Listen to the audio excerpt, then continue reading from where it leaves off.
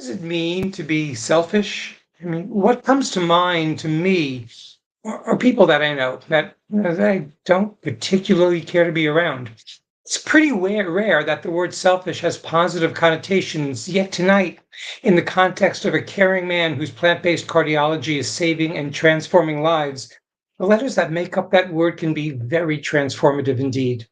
We are so thrilled tonight to be joined by a giant at the intersection of plant based lifestyle and interventional cardiology, Dr. Columbus Batiste, who says on his website that his sole goal is to educate so that each one can teach one about the power of health promoting foods. Good evening, everybody. I am Jim Spellos, along with my co hosts, Judy Zerden and Ben Martins, who all should be on screen right now.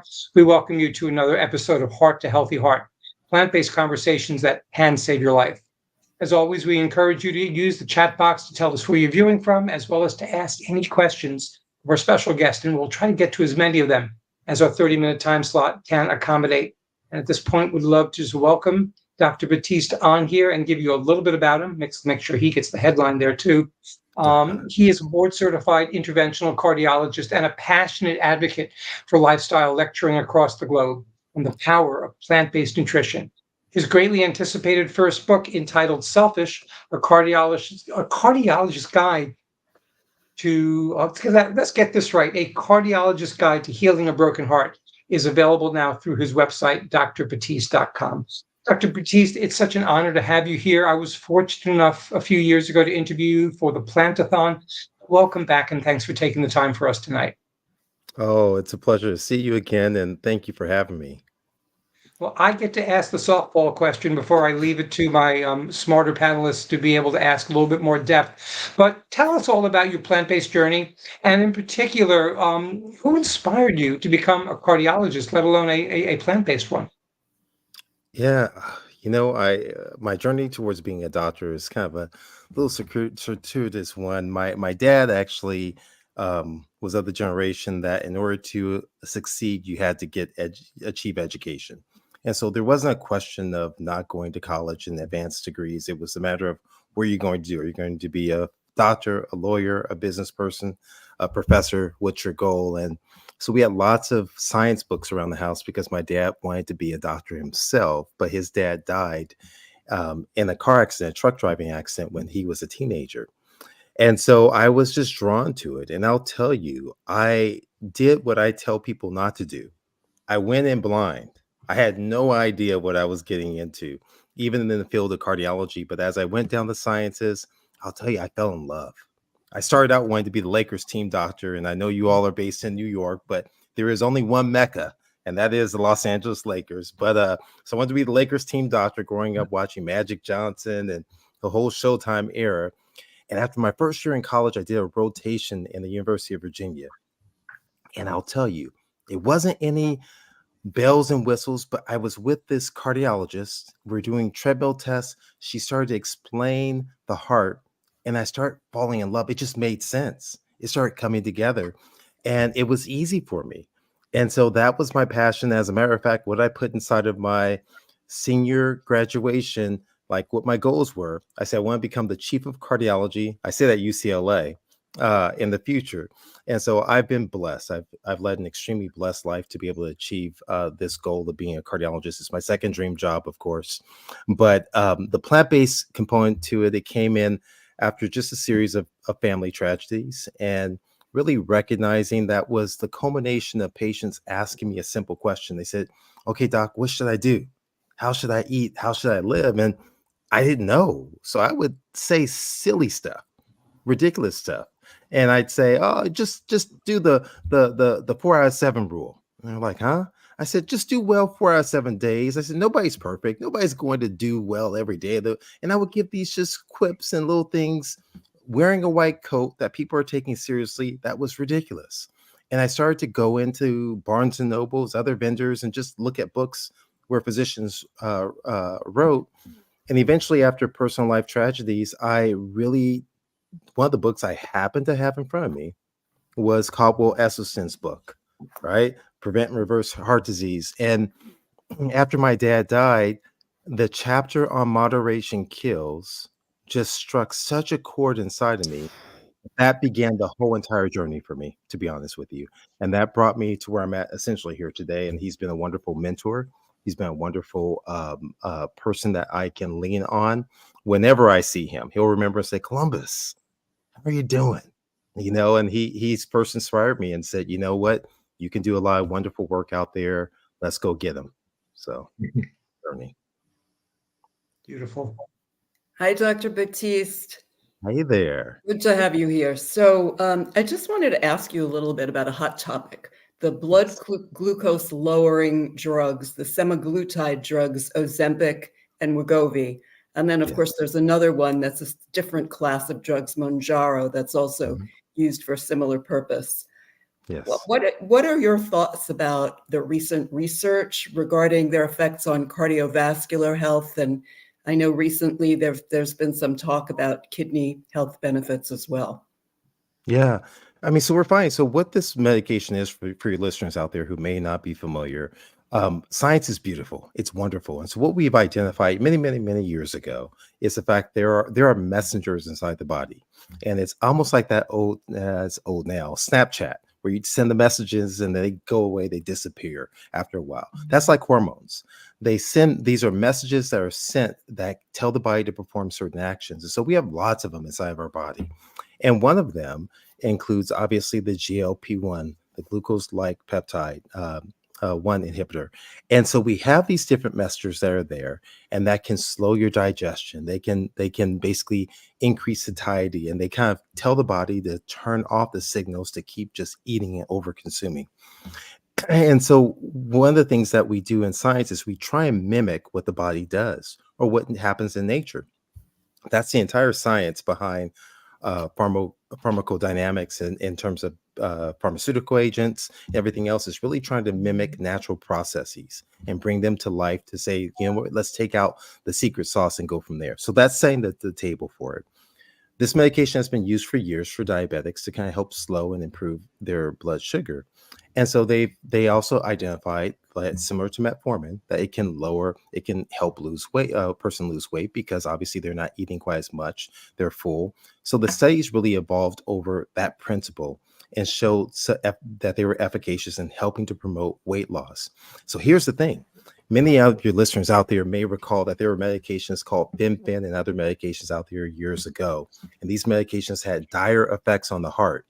And so this is like something that folks got extremely excited because it's one of the first medications that did not have dire effects on the heart, but maybe showed some benefit. And so the most recent one specific that was out of the New England Journal of Medicine, the end of 2023, recently FDA approved, it showed basically a relative risk of 20% improvement in cardiovascular events, really in individuals, specifically looking at heart disease in individuals who are overweight and mildly obese were the primary who had the greatest benefit. But the absolute risk reduction was only 1.5%. It wasn't astronomical, but here's the catch. We don't know exactly what the mechanism is behind this observed occurrence. We don't know if it's the loss of what we call visceral fat, the fat that encases the organs, that we know can be dramatically improved by dietary changes and through exercise. We don't know if it's through another mechanism of action. We know that fiber consumption, right? And we know many Americans are so extremely fiber deficient, can mimic, and it has the same effects as the GLP-1 inhibitors in terms of satiety, in terms of the same beneficial effects that are there. Here's the challenge in terms of when I look at this overall is that if on one hand I'm losing weight, but I'm still consuming the foods that led me getting to this point, because we understand that yes, obesity in some instances can be a disease, or it may be a marker of another ill, which is that of lifestyle. That's a marker of our poor nutrition, of the chemicals that have been placed inside of our foods, of the manufacturing, of what's happening inside of our the meats that people are eating. And so all these things can play such a substantial role in really the development of cardiovascular events and so forth in the future, that I still have a level of concern that people are just eating less of the same thing, which is why the thoughts is that you have to be on medications like semaglutide and Mounjaro lifelong. Why is that? Because of the tolerance that's built up and people continuing. So we're learning more and more. This is some of the initial thoughts I have on it from reviewing some of the literature, though. Yeah, thanks. I mean, does the current research support the use of these drugs in people who aren't obese or overweight or people who don't have diabetes for just the cardiovascular effects alone? For people who don't have diabetes, yes, but not for people who are normal weight, no. Okay, So so people who are overweight and obese is where the science is leading us down. You know, I think that this is what's my first. I've had lots of discussions about this online and offline. And, I understand that people are going to adopt certain therapies, and utilize traditional medicine. But I think the power still lies in understanding that you cannot get away from changing our habits of really transforming our dietary practices and getting away from the foods that have gotten us there in the same at the same point in time. We have to make every effort to really work on our stress and the things that lead to emotional eating and lead to the fact that perhaps we're taking away a person's emotional support and we're not filling it with other vitally important aspects to their mental well-being. So there's a lot that goes into this, and of course, I'm not even touching on some of the proposed side effects that have been observed, and things of that nature. could you touch on those, like just briefly, the side effects? I think that would be interesting. Well, there's lack of desire because it's kind of touching on some of those areas there. A lack of desire, which can end up being more depression.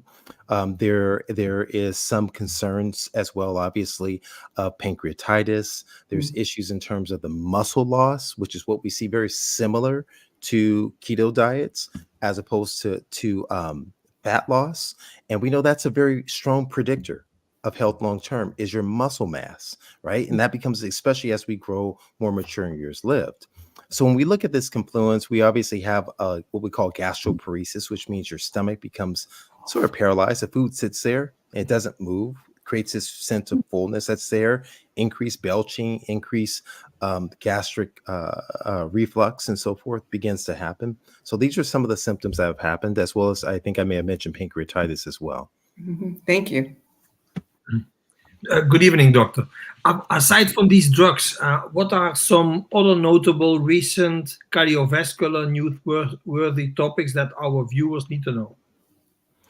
Wow. Well, I mean, in terms of cardiology, it's so robust, right? That's one of the things I loved about cardiology. And now I love and hate it. It's so hard to keep up with everything. But we have everything. So in the field of interventional cardiologists, well, first, let me take a step back.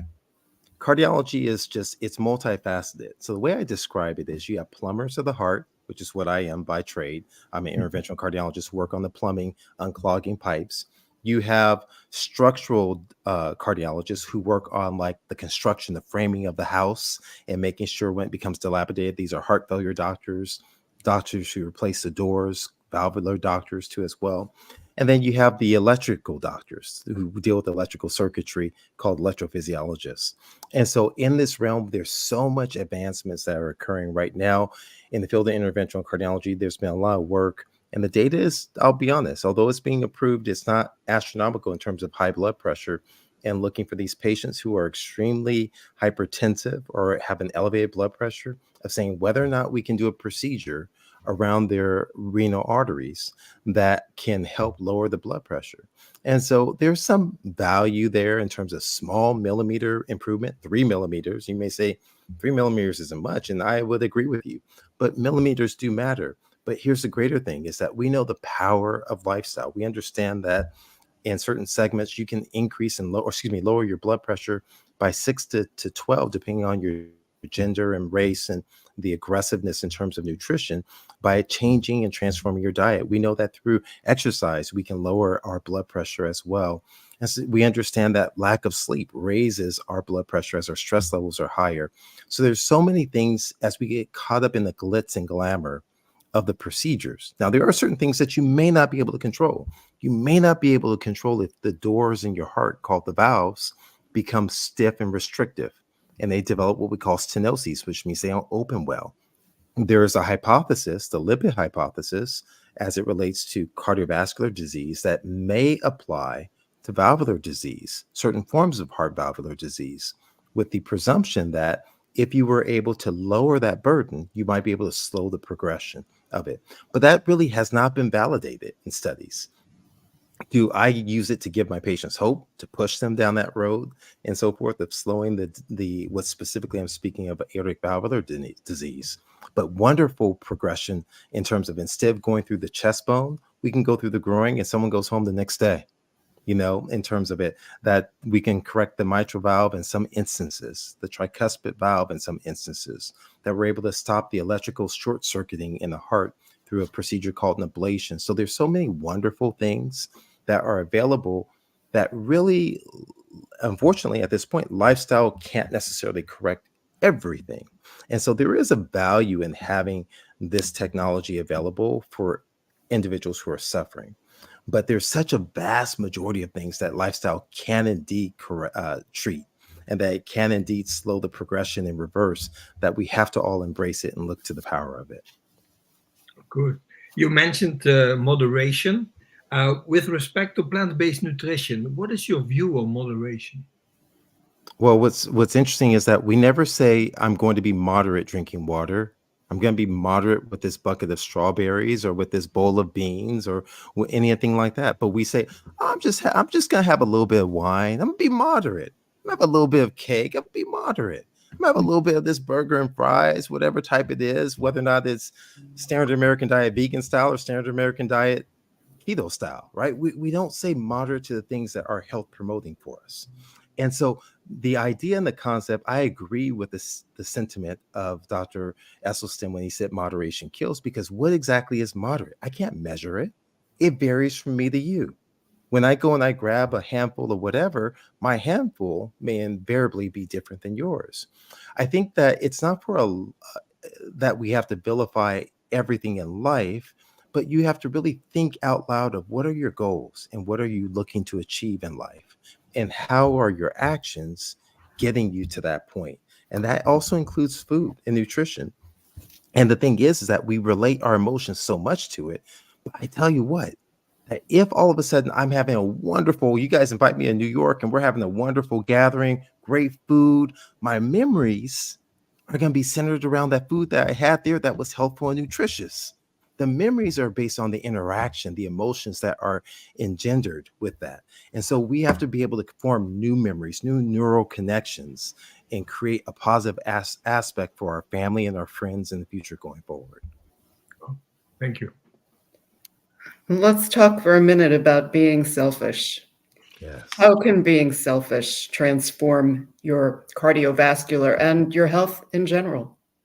Yeah, I'll tell you, it's important for folks to understand how selfish kind of came into being. So first, this was just once I kind of came into the light, as my wife jokes with me all the time, and started kind of going down the pathway of lecturing and looking into aspects that matter, that count, but are not counted in terms of this thing called health and our journey towards achieving it. I would start asking certain components of the pillars of selfish to my patients, but it all formed together. I'm a basketball fan, if you couldn't tell. And so I was watching who some say is the greatest, and Michael Jordan. I don't know. It could be Kareem, who's from the New York area. It could be LeBron. It could be Kobe, whomever. But Jordan actually said in an interview, he said, in order to achieve, you have to be selfish. Is what he said. I remember listening to this and I started kind of thinking, I was like, he's right. He's right. And all of a sudden it was almost like the movie from years ago, Russell Crowe movie, The Beautiful Mind, when all of the equations would just fall into place and they demonstrated that in the visual. All of a sudden the layers of selfish just start falling into place with me. The S standing for spirituality. And where we look at the power of prayer and meditation as keystone habits, the power of the breath, because spirit, the root word of spiritual, is from the Latin word spirit, right? Spiritus, which is breath, and the power of breathing that we don't do because we're so stressed. We hold on to our breath and we don't take time to breathe in and breathe out. And the power of what that does to our endothelium, to our arteries, our vasculature, the power of meditation for really transforming our prefrontal cortex and thickening it like a muscle that allows us to live a life of purpose and to follow through with our plans that we have. that the power of prayer that's been demonstrated in research on Alcoholics Anonymous and Alcoholics Anonymous groups is showing the ability to withstand the temptations that are there for whatever it is that you're going through. So that's the first S. The E, I talk about exercise. And so exercise may seemingly make sense, movement, resistance training, walking, getting neat, non-exercise activity, thermogenesis, just these simple things in life that add up to an awful lot. But we also have to look at exercising our faith, our belief. When we do these, we spoke earlier about the power of medications, about the role of medications. Every medication is compared to what? A placebo. A placebo. What is placebo? People, it's a sugar pill, doc. Yeah, it's a sugar pill. But what's the purpose of saying giving a sugar pill? Because it's in something that is not biologically active. It's not going to cause a benefit in the body like that. So we give this this compound to you to really test the power of your mind. So we're saying every medication has to beat out your mind. So much so that they'll say the placebo has side effects when you look at it, because the power of the mind. So the belief is so important as we move down this journey of life in terms of the way we look at disease, the way we look at ourselves becomes important. The L stands for love. And anyone who's loved anybody or anything, we understand that love is not a noun. It's not static. It is indeed a verb. It's filled with action. And we speak to forgiveness, self-forgiveness, right? The antithesis of anger, right? Of gratitude, of all these features we say just came out again, accentuating what happens when we're angry and we hold on to anger and its impact on our hearts. And we understood this from prior research. This literally just came out this week. Another research study previously told us really about the impact on decreasing the blood flow to the heart when we hold on to anger as opposed to embracing forgiveness and gratitude. We talk about the F stands for food, obviously, real food, whole food, plant-rich foods. The I stands for intimacy of relationships, being able to have someone in this journey of life that you can let your guard down, that you are able to be vulnerable. Not many of us can be vulnerable. That I can be a nerd if I want in front of my wife, that I can cry in front of my wife and there's no judgment. That's the power of intimacy. And so studies have told us really what begins to happen as we move down this road. Sleep, the power of rest, of vacation, of time away, the power of humor is the H, of joy of life, of laughter, of smiling. Just simply a smile on athletic performance, on lowering the blood pressure. And so I walk folks through how each of these pillars is able to transform your life. It's able to decrease your stress, not only perceived stress, but actual stress hormones. How it's able to improve your endothelium, that special lining of the layers of the vessels of the heart. And that it's able to help mitigate the adverse effects of chronic disease and help restore and heal a broken heart. That's what selfish is. Thank Well, you. I'm certainly going to buy your book, Doctor. In your view, what are the most powerful health-promoting foods that people can eat? Oh, wow. That's ones that you can eat consistently, but berries, so rich in antioxidants, such powerhouses, not only for our memory, our cognition, for our cardiovascular system, in terms of our blood pressure. Green leafy vegetables, so extremely powerful, rich in dietary nitrates, give us rich, powerful fiber that's there. And so the more color you can have, the better off you are. I think something that's been proven when we look at the blue zones and the most long-lived individuals across the world, despite the I won't say controversy, but despite individuals out there who would say otherwise, are beans, legumes. The power of these tools that provide satiety to you, provide nutrients to you, resistant carbohydrates and proteins, extremely powerful in terms of their benefits there. So those are some of the core components. And then you have to always augment those, I believe, with things like onions and garlic, because the power it has for the heart. It decreases the platelet stickiness that's there, the adhesiveness of the platelets, which is powerful. The seeds for omega 3s too, as well, becomes extremely important. And tossing in some mushrooms that are going to give you vitamin D, and they have cancer fighting effects to it. When you put all these things together, I think the key is trying to have diversity in your diet. Diversity clearly, whether or not it's in the realm of foods, the realm of our gut microbiome, or in the realm of society, makes us all stronger. It makes us stronger, makes us more resilient. And so we have to have diversity in our foods across the board. Words well spoken. So, what really generated the interest to write the book? I mean, you obviously are talking around the country, you're sharing your story. What did you see in terms of the motivation for the book? You know, I don't, that's a hard one because I struggled over it. I wasn't going to write a book. And I was just, it wasn't on the bucket list.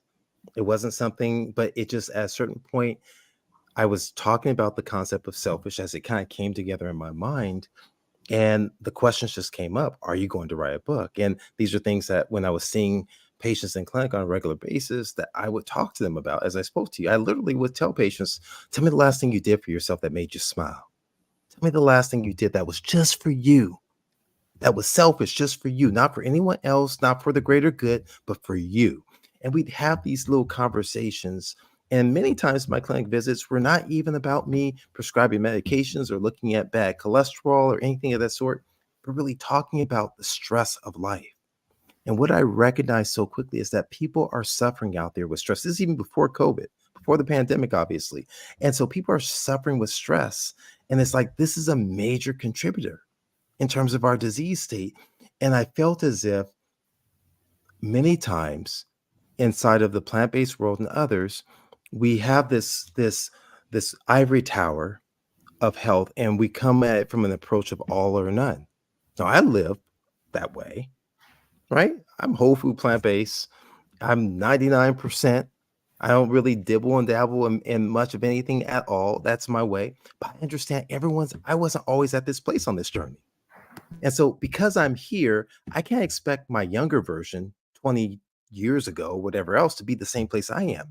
But through encouragement, through love, through direction, through pointing myself in the right place, I would still end up here. And so that's my approach when it comes to individuals.